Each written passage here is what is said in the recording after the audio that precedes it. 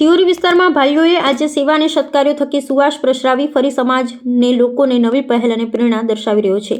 બનાસકાંઠા જિલ્લામાં કાંકરેજ તાલુકાના ગૌનગરી સિહોરી વિસ્તારમાં શ્રી મહેન્દ્રભાઈ શ્રી અને સુરેશભાઈ જોશીના માતા શ્રી આનંદીબા તથા પિતા શ્રી ભીખાબાપા દ્વારા ભૂતકાળમાં પણ વતનમાં સાધુ સંતો અને ભૂખ્યાને ભોજન કરવાની સેવા કરનાર ભક્ત દંપતી તરીકે નામના મેળવેલી છે અને હવે બંને ભાઈઓ પણ આ સેવા અને સત્કાર્યો થકી સુવાસ પ્રસરાવી રહ્યા છે।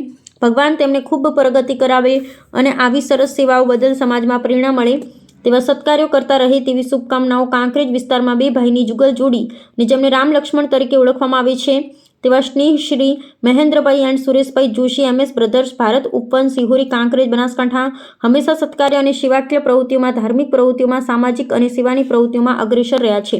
જેઓ સમાજમાં બે ભાઈઓને સંપ અને પ્રેમથી પરિવારને કઈ રીતે રહેવું તેનું ઉત્તમ ઉદાહરણ પૂરું પાડ્યું છે। અહેવાલ રામજીભાઈ રાયગુર। મારું નામ જોશી નેહલબેન, હું આંગણવાડી કાર્યકર તરીકે ફરજ બજાવું છું। સરકારશ્રીને અમારી એક જ નમ્ર વિનંતી છે કે તમે અમને સરકારી કર્મચારી જાહેર કેમ નથી કરતા। હાઈકોર્ટે પણ અમારો ચુકાદો આપી દીધો છે કે આ બહેનોને યોગ્ય મહેનતાણું મળવું જોઈએ તથા એમને સરકારી કર્મચારી જાહેર કરવા જોઈએ। તે છતાં પણ સરકાર કોઈ અમારે આંખ આડે કાન કરી દીધા છે, અમારી કોઈ વાત સાંભળવા તૈયાર નથી।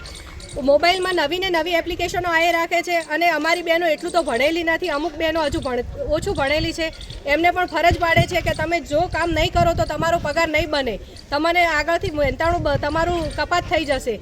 આ રીતનું આ પ્રશ્ન દરેક બહેનોને અમારે આ જ પ્રશ્ન છે સરકારને કે તમે અમારા ઉપર આવી રીતે અત્યાચાર ના કરશો। પછી એક એવીટીમાં અમારા કેન્દ્રમાં 15 થી 20 બાળકો બેઠેલા હોય છે। હવે નાના બાળકો ચંચળ હોય, એ સીધી રીતે બેસી નથી શકતા। 20 બાળકો હોય ત્યાં અમારે ત્યાં 10 બાળકો દેખાય છે, તો બીજા 10 બાળકોનું શું? આ રીતે અલગ અલગ એપ્લિકેશનો ના આપો। મોબાઈલ અમારો છે, ખાલી સિમ કાર્ડ જ સરકારે આપ્યા છે। એટલે સરકારને કહે કે જે તમે હાઈકોર્ટે ચુકાદો આપ્યો છે એના ઉપર અમલીકરણ કરો, નવી એપ્લિકેશનો આપશો નહીં અને આપવું હોય તો યોગ્ય અમને મહેનતાણું આપો। તમારે ખાલી કામ કરાવવું છે। હમણાં KYC આવ્યું છે ચણા તુવરદાળ MMYના સ્ટોકમાં, તો એ હવે અમારે KYC કરવાનું, દર વખતે એમના જોડે OTP લેવાનો। અમુકને મોબાઈલ લિંક હોતા નથી, અમુકને આધાર કાર્ડમાં એમના મોબાઈલ લિંક હોતા નથી એટલે આવતા નથી OTP। અમુક ભણેલા નથી હોતા લાભાર્થીઓ તો એ OTP આપી નથી શકતા, તો પછી અમારે આગળ કામ કઈ રીતે દેખાય? એટલે સરકારને એ જ છે કે બહેનો શું ચોર છે? અમે ચણા તુવરદાળ ખાઈ જઈએ છીએ, અમે લાભ તો આપીએ જ છીએ બધાને અને જે પાયાનું ઘડતર છે એ અમે કરીએ છીએ।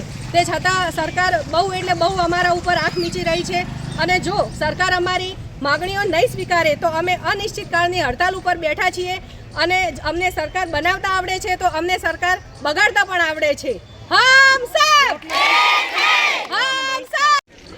મારું નામ નાઈ ભગવતીબેન ડી, આંગણવાડી કાર્યકરનો ફરજ બજાવું છું। મારે સરકારને એટલું જ કહેવું છે કે તમને જો બાળકોનો વિકાસની પડ્યું હોય, બાળકોનું ધ્યાન રાખવાની પડ્યું હોય તો જો એક ઘરમાં એક વહુ જો ઘડીએ ઓનલાઈન રહે મોબાઈલમાં તો એના બાળકોને નહીં સાચવી શકતી। એવી રીતે જો અમે જ છે આખો દિવસ જો ઘડીએ ઓનલાઈન કામગીરીમાં રહીએ તો અમે અમારા બાળકોનું ધ્યાન કેવી રીતે રાખી શકીએ, આંગણવાડીના બાળકોનું? તો સરકારને જો બાળકોની પડ્યું હોય તો કંઈક અમારું વિચારે। બસ જોશી આશાબેન, હું તેરવાડામાં કાર્યકર તરીકે જોબ કરું છું। તો સરકારશ્રીએ જે બજેટ જાહેર કર્યું એમાં અમારી કોઈ પણ પ્રશ્નને સાંભળ્યો નથી અને અમને કેટલો પગાર આપવાનો એ પણ જાહેર કર્યું નથી। એટલે અમે 12 તારીખે હડતાલ કરી હતી પણ એના અનુલક્ષી સરકારશ્રીએ કોઈ પણ ચુકાદો આપ્યો નથી। એટલે અમે આજથી બહેનો અચોક્કસની મુદત ઉપર હડતાલ કરીએ છીએ।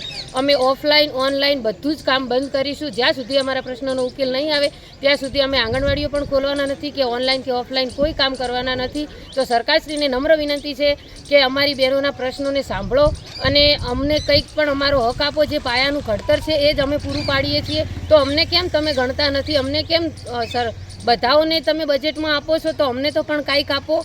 અમે નાના કર્મચારી હોવા છતાં અમને તમે અવગણો છો એ વાત નથી, પણ અમને અમારો હક આપો।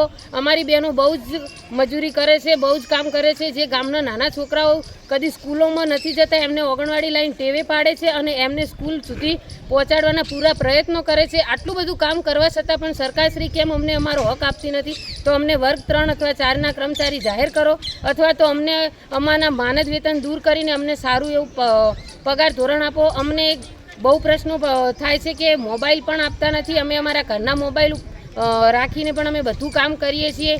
થોડી વાર માટે KYC લાવે છે તો થોડી વાર માટે AVT લાવે છે। તો આ બધું જ્યાં ગામડામાં અંતરિયાળ ગામડામાં જ્યાં કવરેજ નહીં આવતું ત્યાં પ્રશ્નો છે, છતાં પણ અમે કોઈ બીનું વાઈફાઈ માગીને કામ કરીએ છીએ તો અમે આટલું બધું કામ એમને આપીએ છીએ તો કેમ અમારા પ્રશ્નનો કોઈ નિવારણ લાવતા નથી? જ્યાં સુધી અમારો પ્રશ્નનું નિવારણ નહીં આવે ત્યાં સુધી અમે બધી બહેનો હડતાલ ઉપર રહેવાના છીએ. અમારી આંગણવાડી બહેનો કાર્યકરો 12 તારીખની હડતાલ કરવામાં આવી હતી. એ દિવસે બહેનોને એવું જાહેર કર્યું હતું કે જો અમારા પ્રશ્નની કોઈ રજૂઆત થાય છે ને બજેટમાં જાહેર કશું થવામાં નહીં આવે તો અમારી હડતાલ ચાલુ રહેશે એવી અમે બહેનોએ માગણી કરી હતી. એટલે આ બજેટ જાહેર થયું ત્યારે અમારી બધી બહેનોને એવી અપેક્ષા હતી કે અમારી બહેનોને સરકારી કર્મચારી જાહેર કરશે, વત્તા બહેનોનો પગાર જાહેર કરશે. પણ આ બજેટ ફાળવ્યું ખરી સરકારશ્રી, પણ કાર્યકર બહેનોને કેટલા છે, હેલ્પર બહેનોને કેટલા છે એ કોઈ ખુલાસો કરવામાં આવ્યો નથી. એટલે અમારી બહેનોને એવી માગણી છે કે અમારો શું પગાર વધારો કર્યો છે એમને ખુલાસો આપો. અને અમારી બહેનો જોડે જે મોબાઈલ નથી અને મોબાઈલ વગર બહેનોને સિમ કાર્ડ એટલા આપ્યા છે તો સિમ કાર્ડથી કેવી રીતે બહેનો કામ કરી શકે? જો સરકારશ્રીને કામ બધું કરાવવું જ છે બહેનો જોડે, બહેનોને કામ તો પણ કરે જ છે અને બધી કરવા તૈયાર જ છે, કામથી બંધાયેલી જ છે બહેનો, પણ સારા ક્વોલિટીના મોબાઈલ બહેનોને આપે તો બહેનો મોબાઈલનું કામ કરી શકે, ના કે કોઈ બેન મોબાઈલ ઓનલાઈન કામ કરી શકે તેમ નથી. અને એવીટીના ફોટો પાડવામાં આવ્યો છે તો કોઈ બેને એવીટીમાં જે ગામડાની બહેનો છે એમને નેટવર્ક આવવામાં આવતું નથી તો બેનો એવીટી કેવી રીતે ભરી? એવું જાહેર કે જો એવીટીમાં બાળકો નહીં દેખાય, કોઈની નહીં ભરાય તો બહેનોનો પગાર નોટિસ આપવામાં આવશે ને પગાર કપાત કરવામાં આવશે અને કોઈ પત્રક ભરવામાં આવશે ને તો બહેનો શું કરવાના વિશે? તો અમારી બહેનોને એટલી માગણી છે, પહેલાં તો સારા મોબાઈલ આપો અને એવીટી છે બંધ કરો, કેવાયસી બંધ કરો.